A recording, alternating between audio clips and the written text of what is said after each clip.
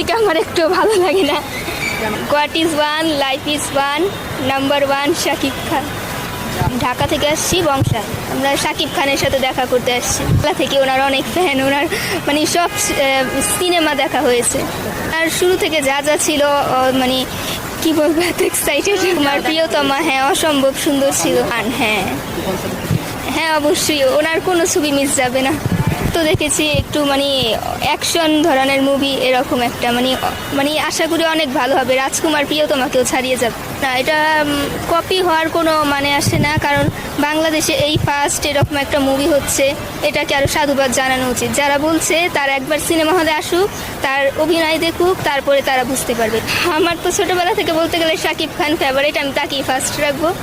আর সালমান শাহ ভাইয়া, ওনার মুভি দেখেছি, বাট ছোটোবেলা থেকে শাকিব খানের মুভিগুলোই বেশি দেখা হয়েছে, তাই আমি শাকিব খানকে এগিয়ে রাখবো।